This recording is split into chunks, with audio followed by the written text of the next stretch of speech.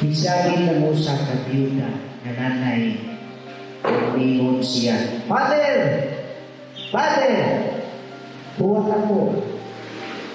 Pumilingin ako sa kapari niya naglakaw, padulong pa uli sa seminaryo. So madali-dali ang biyuda, mitabok sa dahan. Kunya at abot niya at ubangan sa pari, mikuot siya sa iyang bulsa. Pagkuot niya, mikuha o 50 na papel. O mingon siya sa usa ka pari. Father, dawa ka kini Father. Mo kini ako hatag kanimo. O mingon ako sa kapari. Unay, ayon nay, kay di amay ako. Okay na.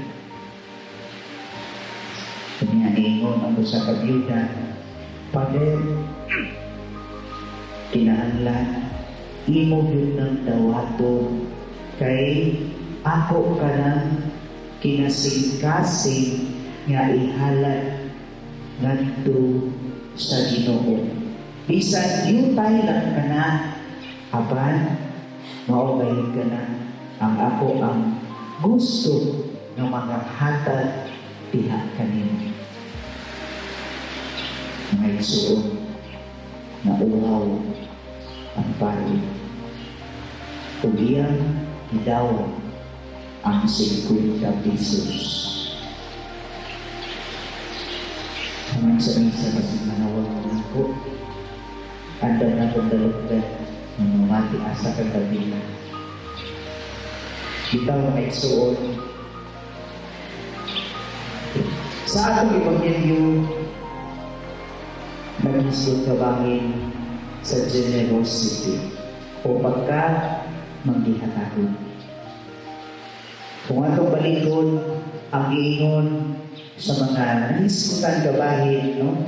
Sa tapok mo sa PCP2, kung sa mga, no? Ang Plenary Council of the Philippines, mingon o tinigibalik-balik na yun na to. Walay alunahan nga walay panginahanglan. O wala na hinahanglan. O walay kabus na may katag. Sayo di kanila na may suod. Muna may suod ang tinuod ng mensahe pagpanghatag. Ang paghatag tiha na inasingkasing. Si Kristo mas milay sa biyuda. No? Hidayin niya kay dihatag og duha kadako. Apan kini duha kadako mas gikahimutan sa Ginoo kaysa alunahan nga mihulog og papel nga kwarta o daghan nga ihulog sa sudlanan. Apan dili kini makatatsa sa ilang pamulsa. Mao na mga isuon kasi nag-andam-andam na mo o 20 pesos niya. Kung kaya yun na kaya, basta kay kinasing-kasing. Sa mga naliyot ko, tatong naghilong-hilong na nanagpilit. Hindi sila biyot na. Ngayon lagi mong tinutod. Kaya kasulot na ba nang nagpiling sa bulangan dito sa simbahan, mabot pa nila. Nasayang ko, nalilig kayo na applicable din sa isla, sa pantayan. Tagat kayo kadilitos, mga generous. Mag-ihatago, sobra-sobra, generous sa pagpamantay. Dili ko siguro. Ito ang mga generous na pinuod kayo sa inyong pagpamanghihatagod o nasayo kung saksi ay pamilyanan kung sa inyong kaayo. Ikabinahan kayo sa kitawag na 3 P's. Time, talent, and treasure. Mau ka na. Kung tataw kayo sa inyo ha. Apat mga igsubok kayo sa pamalandungon, nga doon na na po ay manghatag. Tayo mga kaigsuunan mo sa nato, manghatag lagi ang mandunay na ilaso. Una, nanghatag kay ng presyo. Insert na pugos ng kupang. Una po'y nanghatag kay makuaw.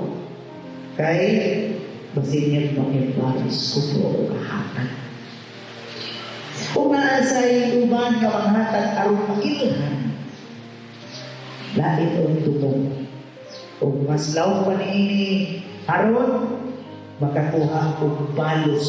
Kung doon na di ay tinguha ng mabaslan po siya. Kung di makaha, mas law-law, makakuha og simpatya. Dahil doon na istorya nagsuot. Hinaot nga dili kita ingon-ini sa klase sa atong pagpaphatag.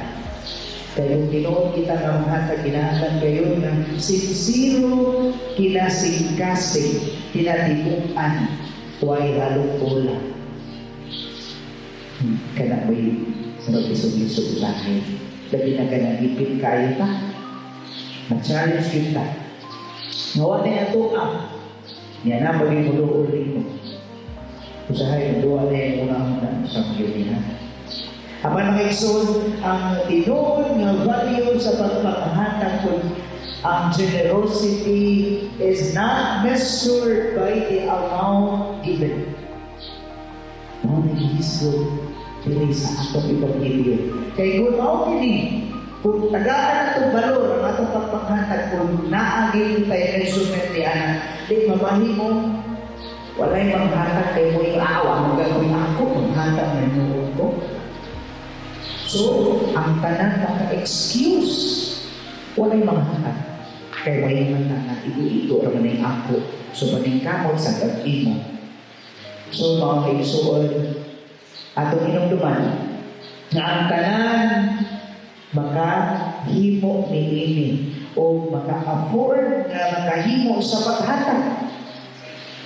Ang binuon na pagpanghatag, usa ka pagka-generous sa iyang kaugalingon mismo.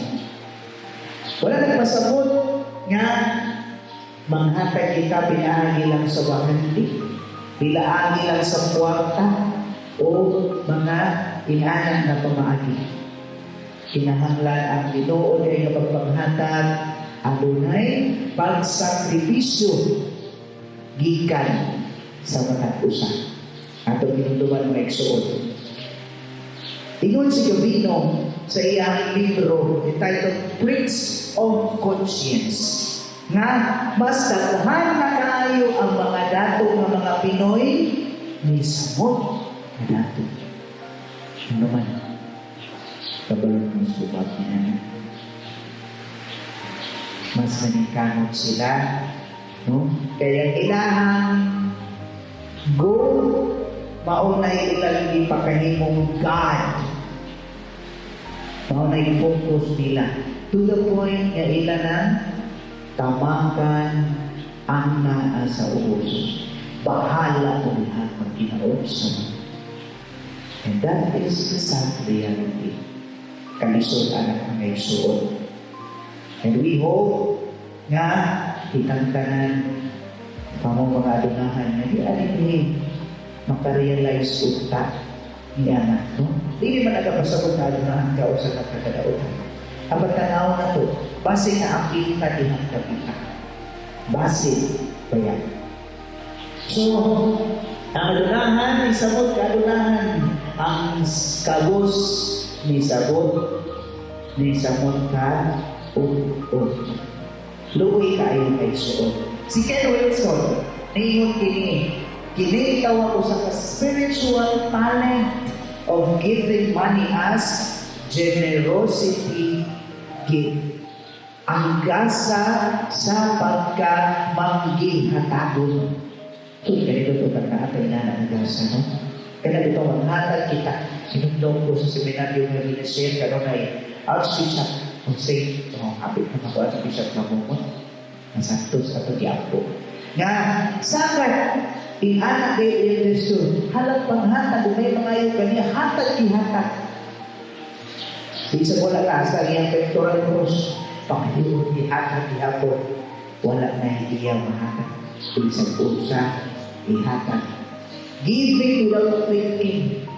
So, ito na. Magpisa kung sa nalay matunol na itunol.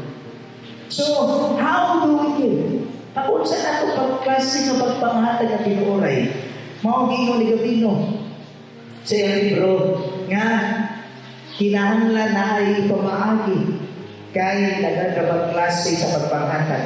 Unya na pero ini biblical kaayo. Kung unsay ihatag sa imong tuo, ayaw ipagibalo sa mga. Ayaw ipatabi. Ayaw itulitan. Nga ako rin maghatag anong kuwan. Ako rin nagtuli. Ako rabay nagpahingin. Nagkahanap tayo ang istorya. Yes, hindi ka nalauhan. Pero, mas ikalipay sa Ginoo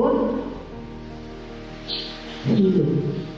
Kaya siya mismo masayo. Sa ibang kasing-kasing. No? Ayaw ipagibalo sa imong wala kung sa dibuhan sa doon. That's biblical. Ikadong may suon, give without ang pagpanghatag, kinahanglan, dili compulsion. Dili gana-gana o bunay kondisyon. Usahay na kita. I feel generous today. Umiral yan. Umaula na. Susukay na. Kita kanan. Purag pinana kita. Nai panahon makata, nai panahon wala. O kung sa tayo kahatag. Sa nagya sa tayo karason. O kung ikatulong ay suon, kung kayo, ingon ni Saint Mother Teresa. So, kalkota. Give and give until it hurts. Kaya sakit kayo. Pinaki ko ang isa nila ako. Tumayo ko niyo. Ihatag dili. Kamu mo rin pangayuan o ka ng paborito. Ihatag ninyo dili. Kanya na ako na sa ako. Diba? Magilisultan hatag. Pero, inon si Saint Mother Teresa, give until it hurts. And if it hurts, sakit kayo. Wala ko'y ako. Basta ako ang bahaw, ipangayo pa.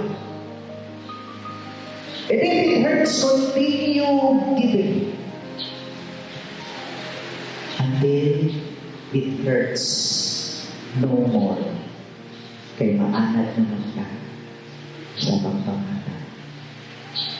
Kung mo ka na, ang nindot kayo ng mensahe alam ka na doon ay suot. Sa katapusan, si Leo Tolstoy, iyang istorya, dito siya, no, sa Russia, panahon sa Tigulo. Naglakaw siya, Leo Tolstoy sa great writer. Naglakaw siya sa usa ka iskinita. Panahon sa Tigulo, nakita niya sa layot pa. Nangayo. Buto. Miyaw maginaw. Kalukoy kaayo. Nagpanguro. Dito, nagkaroon na siya kang Leo. O man, nagsige na siya pakangkap sa iyang bulsa. Kay ang begar makaluoy kaayo. Sige siya hikap, tanaw sa bulsa. Wala sa iyong kita. Puro. Wala siya ay mahatag. Apan mga isuon, sa iyang akong kaluoy, gikuha niya ang kamot sa usang kabegar. O iyahan, ginhalog. Sa Ginoo na maghalog, iyang ihalogan. Umuyon siya, pasensya, akong isuon. Wala ibo'y matumulong kanino. Tulungingon ang bigat sa iya. Dili, nalipay ang dakway sa usa ka begar. Nga nagtulog ang luha. Umingon siya. Daghan kayong salamat. Kaya wala pa yun nakahatag sa ako halog o paghalog. Kini imo paglikong itawag og igsuon. Kini maoy mas labing mahinungdanon nga gasa na ako nanawa.